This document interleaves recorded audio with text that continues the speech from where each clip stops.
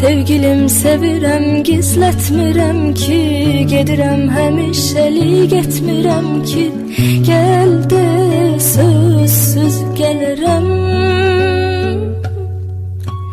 Gözümdə canlanır xəyal, yenə də ayrılıq dərd olub sənə də mənə də, ölüdə sözsüz ölərəm.